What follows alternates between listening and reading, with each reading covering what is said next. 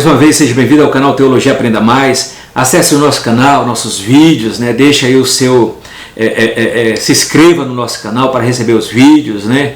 Curte aí todos os vídeos que temos sobre bibliologia, teologia sistemática, ciência heresia, apologética, né? Sobre curiosidades bíblicas, né? Então temos muitos vídeos, né? Muitos vídeos gravados para que você possa estar acessando nosso canal, se inscrevendo, né? Recebendo de primeira mão, né? Os vídeos qual eu gravo, né? Eu vou gravar vídeos sobre filosofia, sociologia, né?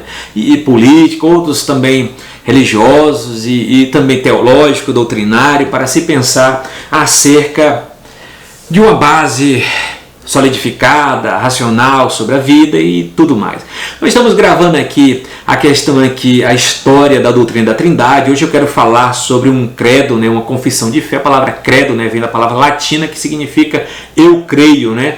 O credo de Atanásio, né? Atanásio é chamado o anão negro, né? O pai da ortodoxia cristã, né? Ele foi muito importante, né? Um combatente lá da doutrina ariana. Ele que escreveu vários livros sobre a encarnação do verbo, né? Onde que falou assim que Jesus não for Deus, está todo mundo enrolado, todo mundo perdido, né?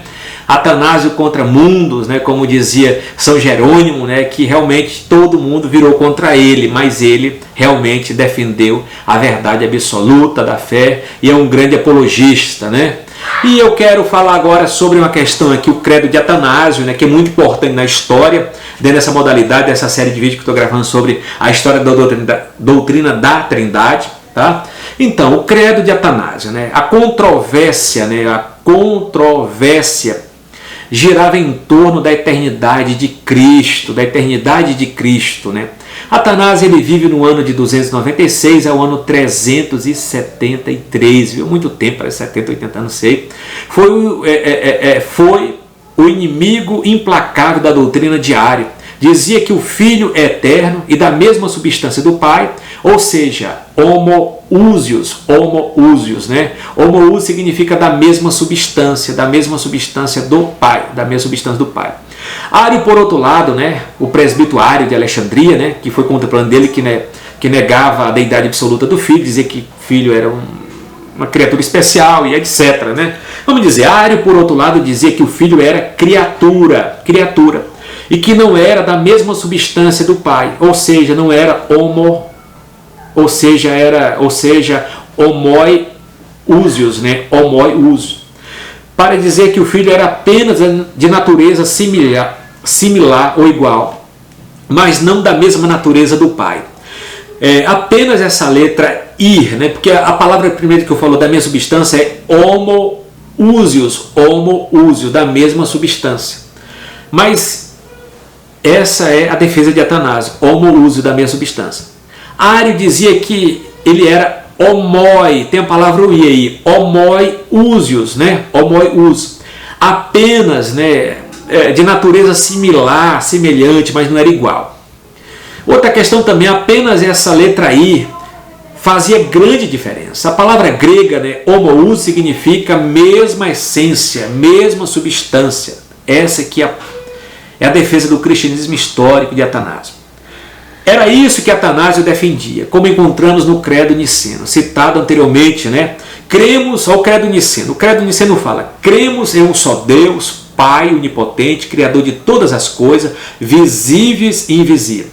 Em um só Senhor Jesus Cristo, Verbo de Deus, Deus de Deus, luz de luz, vida de vida. Veja que quanto ao Espírito Santo, o Credo Niceno apenas diz: cremos também em um só Espírito Santo, né? Em um só Espírito Santo.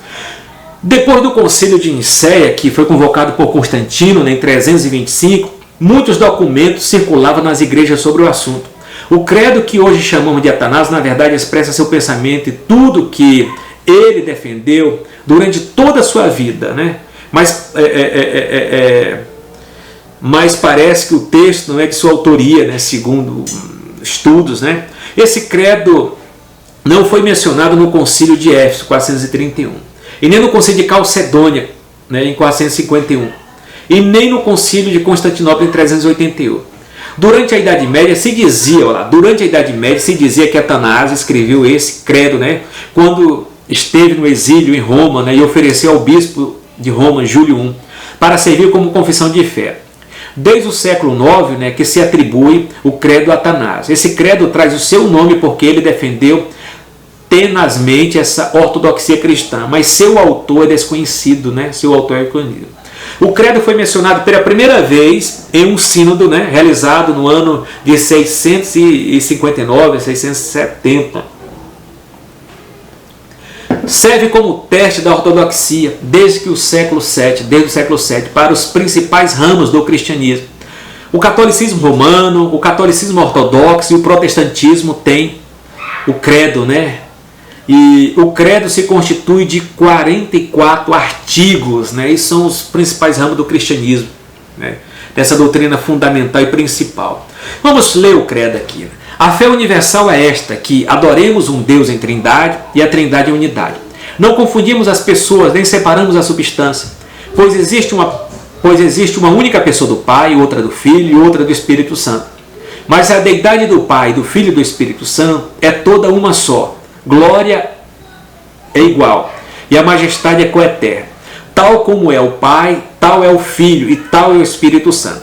O Pai é incriado, o Filho é incriado, o Espírito Santo é incriado. O Pai é imensurável, o Filho é imensurável, o Espírito Santo é imensurável. O Pai é eterno, o Filho é eterno, o Espírito Santo é eterno. No entanto, não são três eternos, mas há apenas um eterno. Da mesma forma, há três pessoas incriadas, nem três imensuráveis, mas um só incriado e imensurável. Assim também o Pai é onipotente, o Filho é onipotente, o Espírito Santo é onipotente. No entanto, não há três onipotentes, mas sim um onipotente. Assim, o Pai é Deus, o Filho é Deus, o Espírito Santo é Deus. No entanto, não há três deuses, não há triteísmo, mas há um Deus. Assim, o Pai é Senhor, o Filho é Senhor, o Espírito Santo é Senhor. Todavia, não há três senhores, mas um Senhor. Assim como a veracidade cristã nos obriga a confessar cada pessoa individualmente como sendo Deus e Senhor, assim também ficamos privados de dizer que há três deuses ou três senhores. O Pai não foi feito de coisa alguma, e nem criado, e nem gerado. O Filho procede do Pai somente, né? O Filho procede do Pai somente. Não foi feito e nem criado, mas gerado, Entende? Criar é uma coisa, gerar é outro, né? O Filho procede do Pai somente, não foi feito, nem criado, mas gerado. O Espírito Santo procede do Pai e do Filho. Não foi feito, nem criado, nem gerado, mas procede do Pai e do Filho. Há, portanto, um Pai, e não três pais. Um Filho, e não três filhos. Um Espírito Santo, e não três Espíritos Santos. É nessa trindade, não existe primeiro e nem último, maior e nem menor. Mas há três pessoas, são coeternas, são iguais entre si. De sorte que por meio de todas, como acima foi dito, tanto a unidade na trindade como a trindade na unidade deve ser adorado, tá? Então tem um credo belíssimo aqui, com uma profundidade teológica, bíblica muito boa, né? Onde nós colocamos todas as bases bíblicas, baseadas na Bíblia, a doutrina da trindade.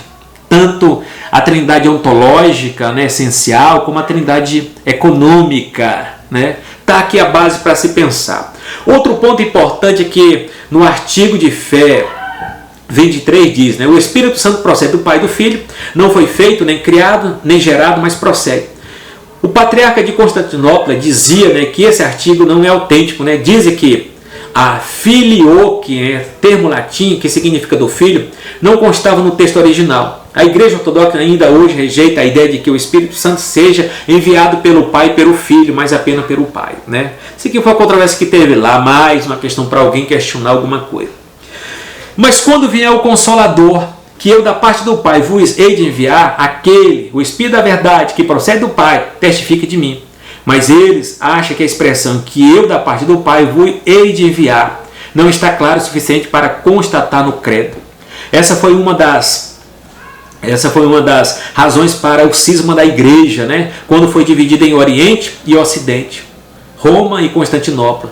O catolicismo romano e o catolicismo ortodoxo no ano 1054. Com isso, o patriarca de Constantinopla considerou espúrio o cargo de bispo de Roma e vice-versa, né?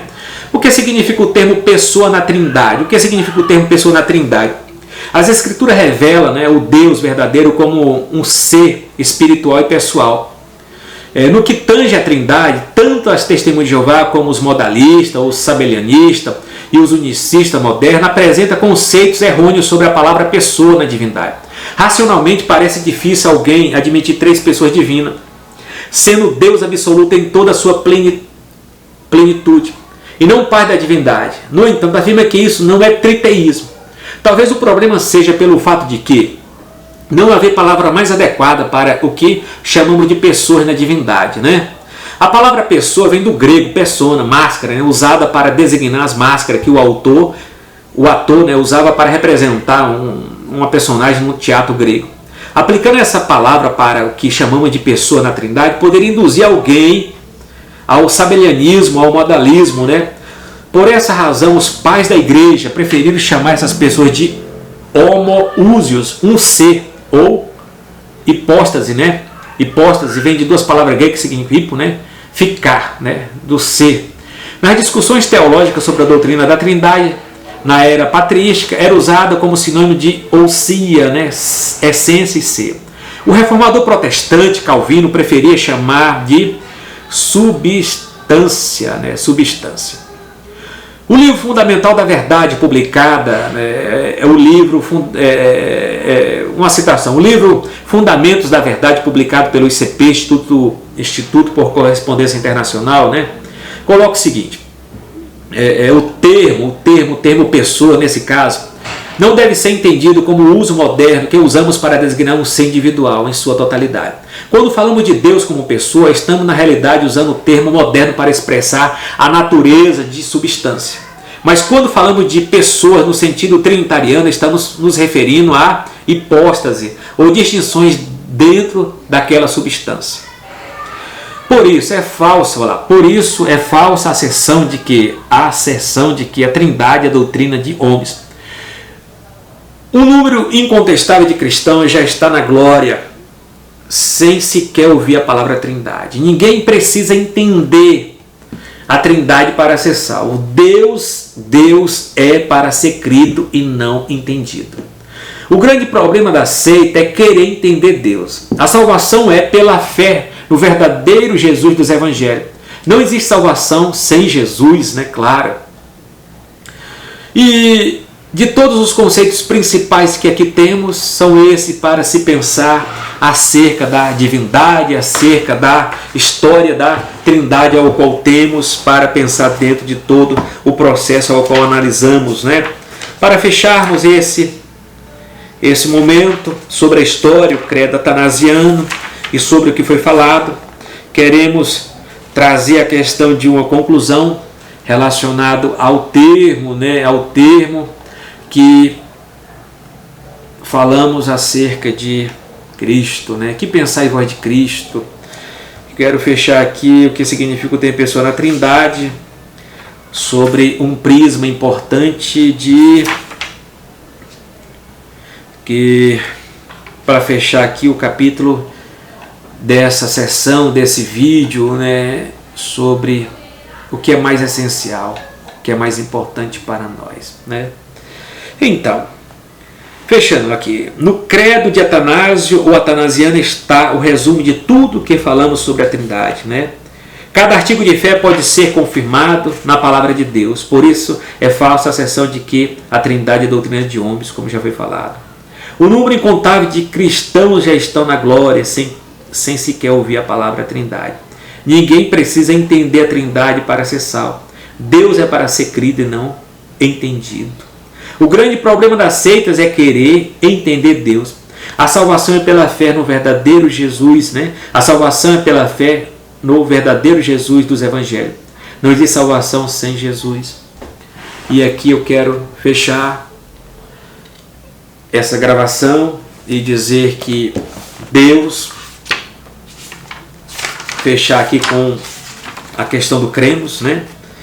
Cremos em um só Deus eternamente subsistente em três pessoas distintas que, embora distintas, são iguais em poder, glória e majestade: o Pai, o Filho e o Espírito Santo, Criador do universo e de todas as coisas que há no céu e na terra, visível e invisível, de maneira especial os seres humanos por ato sobrenatural imediato, não por um processo evolutivo.